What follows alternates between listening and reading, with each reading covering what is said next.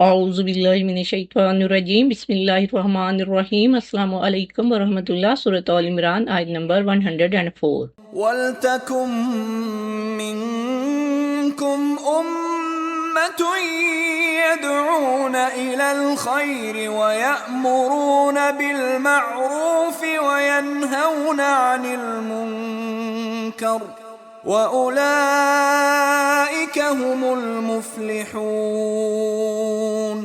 ترجمہ۔ اور تم میں سے ایسے لوگوں کی ایک جماعت ضرور ہونی چاہیے جو لوگوں کو نیکی کی طرف بلائے اور بھلائی کا حکم دے اور برائی سے روکے، اور وہی لوگ بامراد ہیں۔ اس آیت میں اللہ سبحانہ تعالیٰ نے امت مسلمہ کو ایک بہت بڑی ذمہ داری دی ہے۔ بتایا گیا ہے نمبر 1، امت محمدیہ کا مقصد نیکی کی دعوت دینا اور برائی سے روکنا ہے۔ نمبر 2، نیکی کا حکم دینے والے اور برائی سے روکنے والے ہی کامیاب ہوں گے۔ دیکھیں، اللہ تعالیٰ لوگوں کو ہدایت کے لیے اپنے احکامات بیان کرتا ہے، لہذا مسلمانوں کا فرض ہے کہ وہ اس میں عمل پیرا ہوتے ہوئے لوگوں کو تبلیغ کرتے رہیں، اور ایک جماعت کو مسلسل یہ فریضہ سر انجام دیتے رہنا چاہیے۔ قرآن پاک میں امت مسلمہ کے وجود کا ذکر کرتے ہوئے بتایا گیا ہے کہ ان کے وجود کا مقصد ہی یہ ہونا چاہیے کہ لوگوں کو نیکی کا حکم دیں اور برائی سے روکیں، چونکہ امت میں ہر انسان اتنا وقت نہیں دے سکتا جس سے فریضہ تبلیغ کا حق ادا ہو سکے، اور نہ ہی ہر کسی میں اتنی صلاحیت ہوتی ہے کہ وہ دلائل دے کر دوسروں کو مطمئن کر سکے۔ اس لیے یہاں امت میں ایسی جماعت کے ہونے کا تقاضا کیا گیا ہے جو لوگوں کو تعلیم و تربیت کے ساتھ ساتھ خیر کی دعوت دے، نیکی کا حکم دے اور برائی سے روکتی رہے۔ ایسے لوگ ہی اپنے مقصد میں کامیاب ہوں گے اور آخرت میں سرخرو ہوں گے۔ جو لوگ فریضہ تبلیغ نہیں کرتے ان پر خدا کی لعنت ہوا کرتی ہے، جس طرح بنی اسرائیل کے بارے میں بتایا گیا ہے کہ بنی اسرائیل پہ حضرت داؤد علیہ السلام اور حضرت عیسیٰ علیہ السلام نے پھٹکار کی، کیونکہ یہ لوگ اللہ تعالیٰ کے نافرمان تھے اور ان کی حدوں کو توڑنے والے تھے۔ ان پر اس لیے بھی لعنت کی گئی کہ وہ لوگوں کو برائی سے روکنے کی بجائے خود ہی گناہوں میں ملوث ہو گئے تھے، اور یہ برے کردار کے حامل لوگ تھے۔ حضرت عبداللہ بن مسعود رضی اللہ تعالیٰ عنہ بیان کرتے ہیں کہ رسول اللہ صلی اللہ علیہ وآلہ وسلم نے فرمایا، بنی اسرائیل میں پہلا نقص یہ پیدا ہوا کہ کوئی آدمی کسی کو برا کام کرتے دیکھتا تو اسے اللہ کا خوف دلاتا، اس سے منع کرتا کہ ایسا کام نہیں کرنا چاہیے، پھر اگلے دن اسے ایسا کرنے سے منع نہ کرتا بلکہ اس کے ساتھ مل کر کھاتا، پیتا، اٹھتا، بیٹھتا۔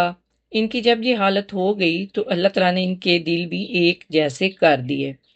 پھر فرمایا، بنی اسرائیل پر داؤد اور عیسیٰ علیہ السلام نے لعنت کی۔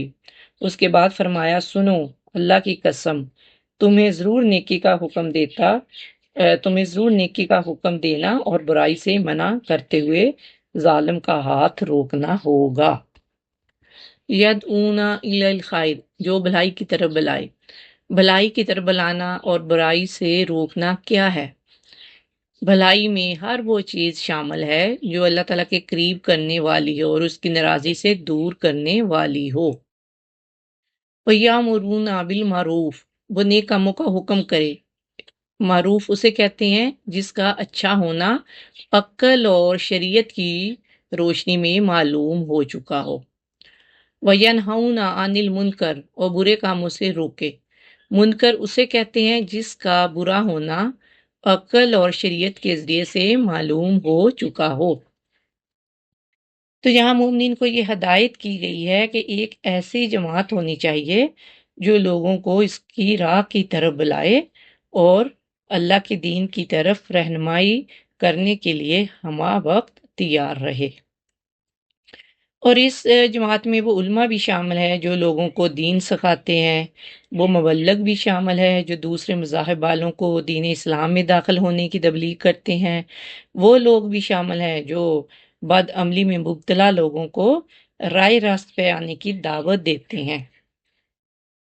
اللہ کی راہ میں جہاد کرنے والے لوگ بھی اس میں شامل ہیں، وہ لوگ بھی اس میں شامل ہیں جن کی ڈیوٹی یہ ہے کہ وہ لوگوں کے حالات معلوم کرتے رہیں اور انہیں شرعی احکام مثلا نماز، روزہ، حج اور زکوٰۃ وغیرہ کی پابندی کروائیں اور غلط کاموں سے روکیں، مثلا ناپ تول کے پیمانوں اور پاٹوں کو چیک کریں، بازار میں خرید و فروخت کرنے والوں کو دھوکہ بازی سے روکیں اور انہیں لین دین کے ان معاملات سے روکیں جو شرعاً ناجائز ہیں۔ یہ سب کام فرض کفایہ ہیں اور یہ ایک جانا پہچانا اور مانا ہوا اصول ہے کہ جب کسی خاص کام کا حکم دیا جائے تو اس میں ان تمام کاموں کا حکم شامل ہوتا ہے جو اسے پایا تکمیل تک پہنچانے کے لیے ضروری ہو۔